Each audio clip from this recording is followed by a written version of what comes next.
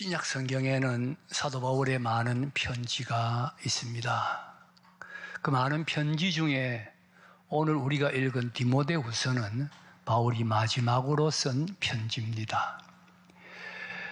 바울은 이 편지를 쓸 때에 자기의 최후가 가까이 다가오고 있다는 것을 알고 있었습니다. 로마의 감옥에서 순교할 날이 얼마 남지 아니했다 하는 것을 알고 있었습니다. 6절에도 보면 전제와 같이 벌써 내가 부어지고 나의 떠날 시각이 가까웠다 이렇게 고백을 합니다. 전제와 같이 내가 부어졌다 그랬는데 전제라는 것은 이스라엘 백성들이 하나님 앞에 제사를 드릴 때 제물을 불에 태워 드리잖아요.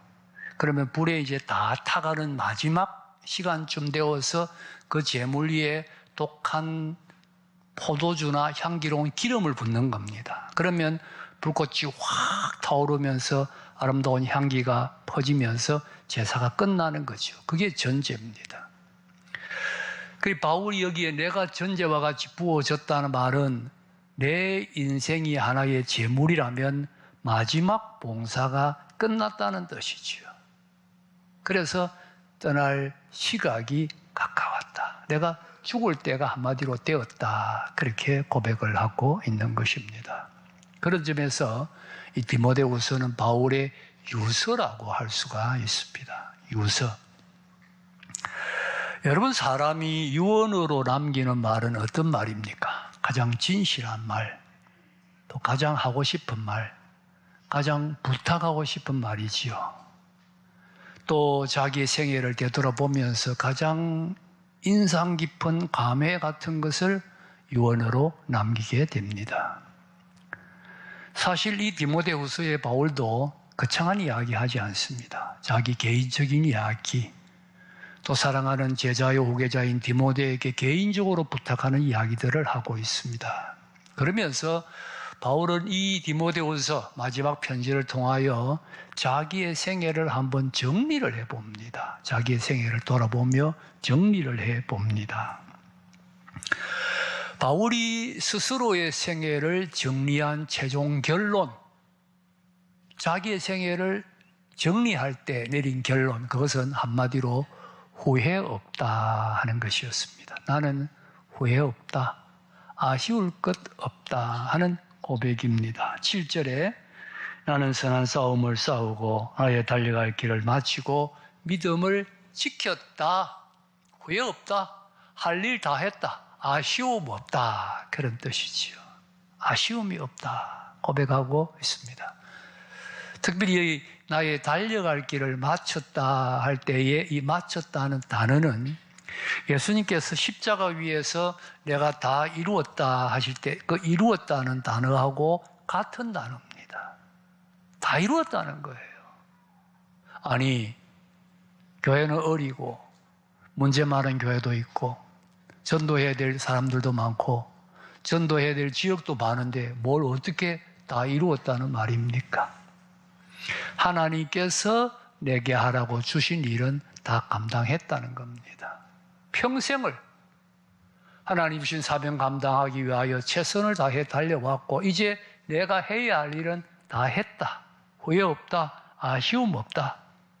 그래서 이제후로는 나를 위하여 의의 면류관이 예비되었으므로 주곧 어려우신 재판장이 그날에 내게 주실 것이다. 이제는 내가 주님 앞에서 서서 받게 될 빛나는 면류관을 바라보고 있는 것입니다.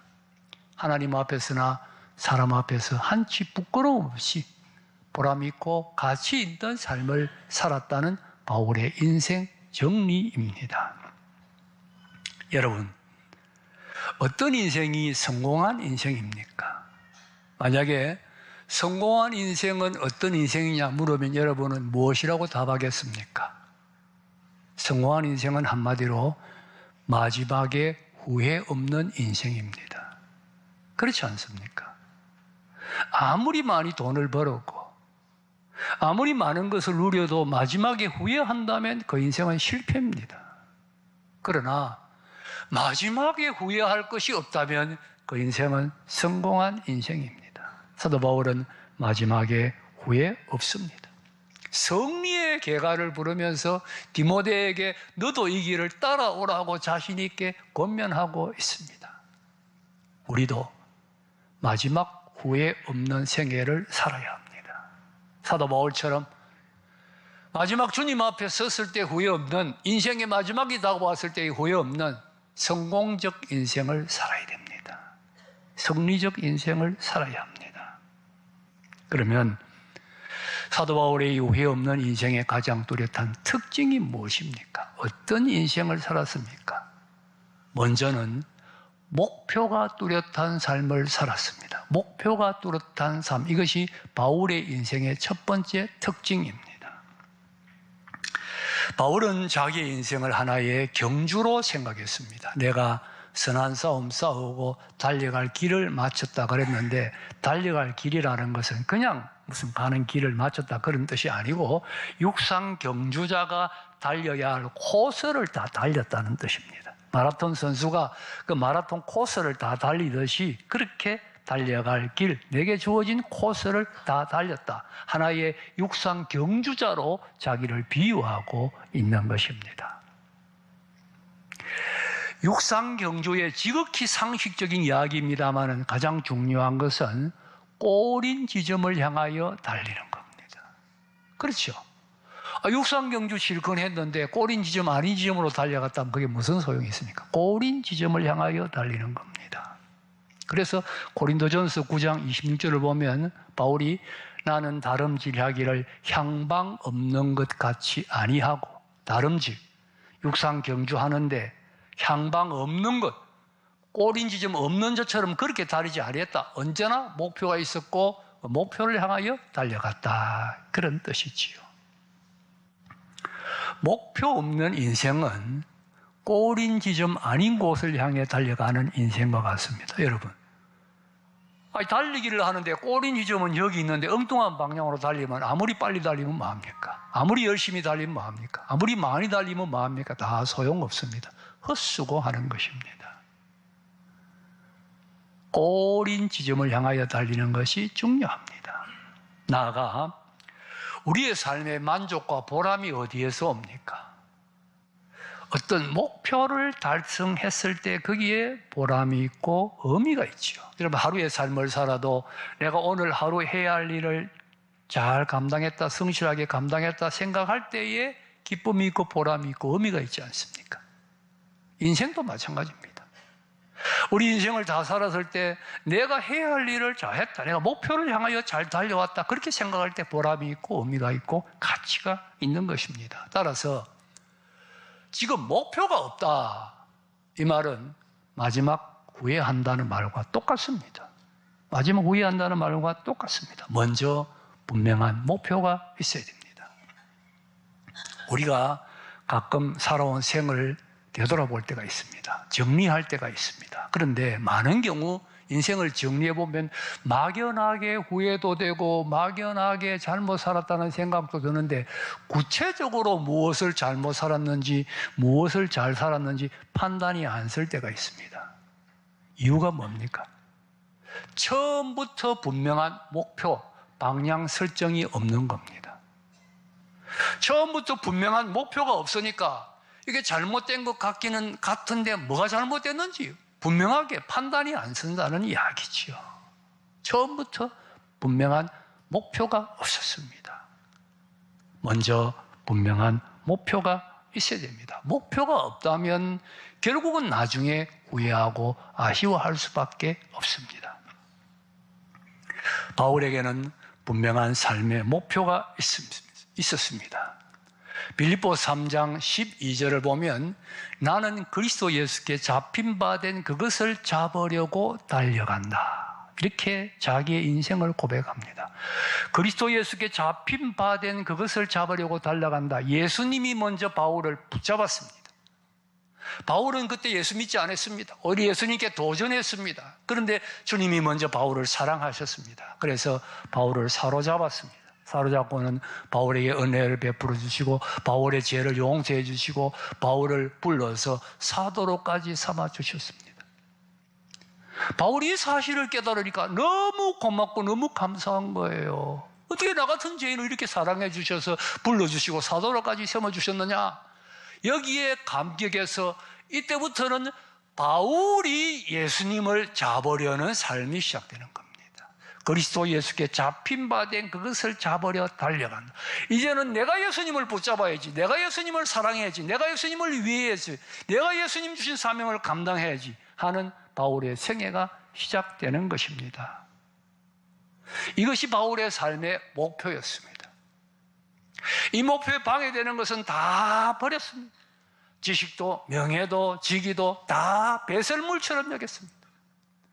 이 목표를 얻는 데 도움되는 거라면 무엇도 마다하지 않았습니다. 감옥에도 갇혔고 매도 맞고 헐벗기도 했고 굶주리기도 했고 많은 어려움을 다 당했습니다.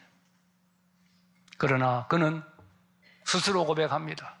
내가 달려갈 길과 주 예수께 받은 사명 곧 하나님의 은혜의 복음 증언하는 일을 마치려 하면은 나의 생명조차 조금도 귀한 것으로 여기지 아니한다.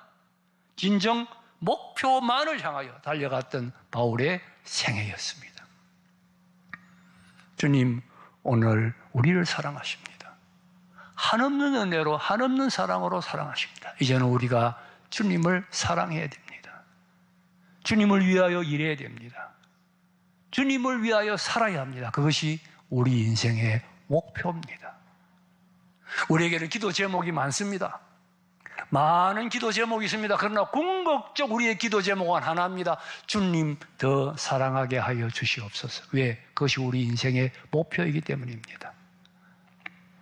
우리 돈 많이 벌기를 원합니다. 왜 돈 많이 벌기를 원합니까? 우리 가족 잘 먹고 잘 살겠다?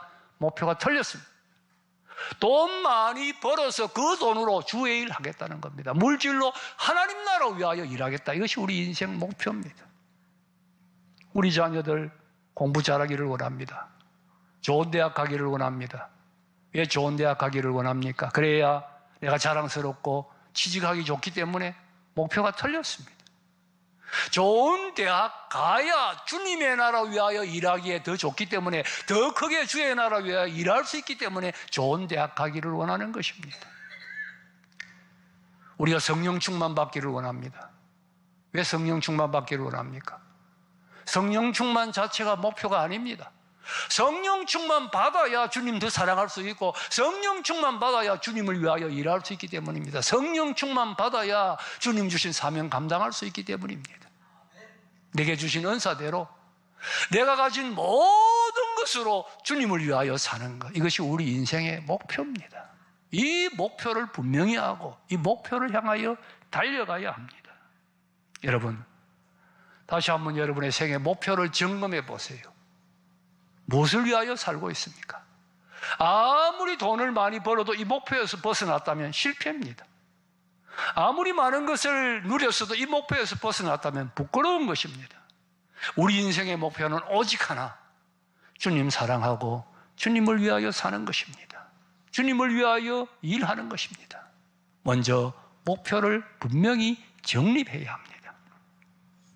그리고 바울은 그 목표를 향하여 끝까지 변함없이 달려갔습니다. 이것이 바울의 생애의 두 번째 특징입니다. 먼저 목표를 정한 다음, 그 다음에는 한평생 그 목표를 향하여 변함없이 끝까지 달려갔습니다. 이것이 바울의 생애의 또 하나의 특징입니다. 오늘 본문에 선한 싸움을 싸웠다 그랬지요. 무슨 뜻입니까? 마귀가 악한 세력이니까 인생을 사탄과 대력하는 싸움이라고 생각했다. 그런 뜻도 물론 있습니다. 그런데 더 중요한 뜻이 있습니다. 선한 싸움을 싸웠다는 말은 최선을 다해 목표를 향하여 살았다는 뜻이에요. 내 모든 전력 투구에서 목표를 향하여 살았다는 뜻입니다. 여러분, 운동 경기를 생각해 보세요. 야구는 한 경기에 3시간 내지 4시간 합니다. 축구는 45분 전반전 하고 10분 쉽니다. 농구는 20분을 뛰고 쉽니다. 그런데 싸움으로 하는 경기, 권투, 한 라운드가 몇 분입니까? 3분입니다.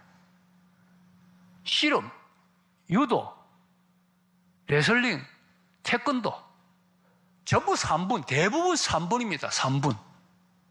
왜 이렇게 짧습니까? 더 이상 힘이 들어서 뛸 수가 없는 거예요. 그만큼 싸움하는 경기는 힘든다는 거예요. 3분 이상은 못 뛴다는 거예요.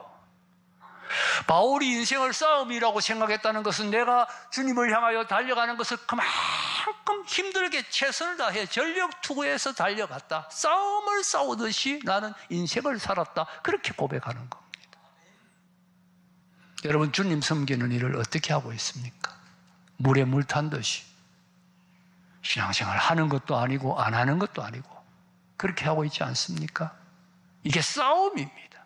전력 투구해야 됩니다. 모든 힘을 다 쏟아서 달려가야 합니다. 싸움을 싸우는 거예요. 그렇게 신앙생활 하는 겁니다. 최선을 다해야 하는 거죠. 믿음을 지켰다고 했습니다. 지켰다는 말은 무슨 뜻입니까? 흔들리지 아니했다. 왔다 갔다 하지 아니했다. 그 자리를 지켰다는 거예요. 변함이 없었다. 시종이 여일했다. 지켰다는 뜻입니다. 한번 생각해 보십시다. 바울은 다메섹 도상에서 주님 만납니다. 빛 가운데 쓰러졌는데 예수님께서 나는 네가 핍박하는 예수다. 그때부터 180도로 딱 돌았습니다. 뒤에 돌아볼 것도 없습니다. 다른 거 생각할 거 아무것도 없습니다. 주님을 향하여 딱 돌아서는데 그때부터 주님을 향하여 달려가기 시작합니다. 내가 과거에 주님을 핍박했다는 생각 때문에 더 열심히 달렸습니다. 놀라운 사실은 그때부터 주님을 향하여 달렸는데 순교하는 그 시간까지 한 번도 흔들리거나 뒤돌아본 적이 없다는 사실.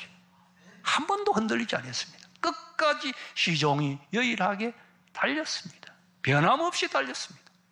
그렇게 달렸기 때문에 마지막에 후회가 없는 거지요. 잘 달렸다 고백할 수 있었던 것입니다. 목사는 주일날 일기예보에 예민합니다. 혹시 비는 오지 아니할까 걱정합니다. 왜 그렇습니까? 비 오면 안 나오는 교인이 있기 때문입니다. 여러분, 예수를 믿기로 작정했으면 끝까지 믿는 거예요.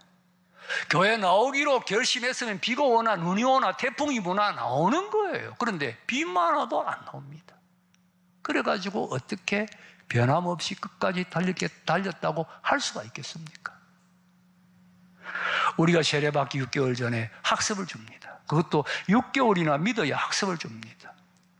제가 알기로 학습이라는 이 제도는 대한민국에만 있는 제도입니다. 알고 보면 부끄러운 제도입니다. 전 세계 모든 나라에서 내가 예수 믿겠습니다 하면 세례 베풉니다. 근데 우리는 왜 학습을 줍니까? 우리도 처음에는 선교사들이 와서 세례 주었지요. 바로 예수 믿겠다 하니까 세례 주었습니다. 분명히 예수 믿겠다고 해서 세례 주었는데 좀 지나고 나니까 사람이 없어져 버린 거예요. 어디 간지 없어. 믿을 수가 없는 거예요. 지켜봐야 되겠다. 그래서 6개월을 지켜보고 학습 주고 또 6개월을 지켜보고 세례 주고 1년을 지켜보고 세례 주는 겁니다. 이게 얼마나 부끄러운 이야기인지 모릅니다. 얼마나 부끄러운 이야기인지 모릅니다. 아프리카 선교사에게서 들은 이야기인데 이 선교사님은 원주민 선교를 했는데 자기가 선교했던 그 원주민들 예수 믿기가 굉장히 어렵답니다. 왜냐하면 자기들 나름대로의 그 미신 종교가 있는데 예수 믿으면 거기에서 쫓겨난다는 거예요. 공동체에서 쫓겨나니까 자칫하면 가족에게까지 버림받을 수가 있답니다. 그러니 예수 믿기가 얼마나 어렵겠습니까? 그런데 일단 한번 믿으면 100% 틀림이 없다는 거예요. 변하는 법이 없다는 겁니다. 죽을 때까지 믿는다는 거예요. 그래서 그들은 새 가족이 들어오면, 우리는 새 가족 들어오면 한번 박수하고 인사하는 것으로 끝이지만 새 가족 한 사람이 오면 그 한 사람을 세워놓고 삥 둘러서 춤을 추고 잔치를 하면서 기뻐한다 하는 그런 이야기를 들었습니다. 여러분, 예수님을 목표로 삼았으면 변함없이 달려가야 됩니다. 변치 않고 달려가야 됩니다. 현대인들은 머리가 좋습니다. 머리가 빨리 돌아가고 요령도 있어요. 신앙생활도 요령으로 합니다. 쉬울 때는 잘하고 어려우면 조금 비껴서고. 주님이 어떻게 생각하겠습니까? 어려울수록 변치 말아야 됩니다. 어려울수록 더 충성해야 됩니다. 여러분, 바울이 어떻게 달려가는지 그의 고백을 우리 한번 들어보십시다. 고린도후서 11장 24절 이하의 말씀을 우리 또박또박 함께 한번 읽어보십시다. 바울이 어떻게 그의 인생을 달려갔는지 읽겠습니다. 시작. 유대인들에게 40에 하나 감한매를 5번 맞았으며 3번 태장으로 맞고 1번 돌로 맞고 3번 파선하는데 1주야를 기품에서 지냈으며 여러 번 여행하면서 강의 위험과 강도의 위험과 동족의 위험과 이방인의 위험과 시내의 위험과 광야의 위험과 바다의 위험과 거짓 형제 중의 위험을 당하고 또 수고하며 애쓰며 여러 번 자지 못하고 줄이며 목마르고 여러 번 굶고 춥고 헐벗었노라. 여러분, 이것이 바울이 달려갔던 생애입니다. 우리의 삶이 부끄럽다는 생각이 들지 않습니까? 이런 어려움 가운데서도 변함없이 끝까지 주님을 따라갔던 거예요. 구약 성경에 보면 기드온과 300명의 용사 이야기가 있습니다. 여러분 잘 아시는 이야기지요. 미디안 연합군이 쳐들어왔을 때 하나님께서 기드온과 300명의 용사를 통하여 미디안 연합군을 멸절시키는데 어떻게 작전을 세웁니까? 300명이 횃불을 들고 항아리를 들고 항아리 안에 횃불을 집어넣고 한 손에는 나팔을 들고 기드온 진을 밤에 쭉 포위를 합니다. 포위를 해가지고 기드온이 소리를 지르자 전부 다 항아리를 깨뜨리면서 횃불을 높이 쳐들지요. 그리고 나팔을 봅니다. 그랬더니 갑작스러운 횃불과 나팔 소리에 놀란 미디안 연합군이 자기들끼리 그냥 정신없이 밤중에 싸워가지고 수많이 많이 죽은 거예요. 그리고는 피해가지고 도망을 가는데 기드온과 300명이 추격을 합니다. 따라가는데 거기에 참 감동스러운 말씀이 있습니다. 사사기 8장 4절 보면 이런 말씀이 있습니다. 같이 한번 읽어보겠습니다. 시작. 기도.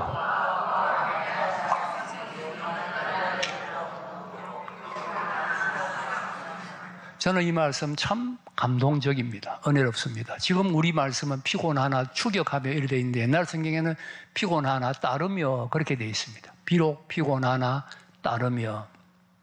왜 피곤합니까?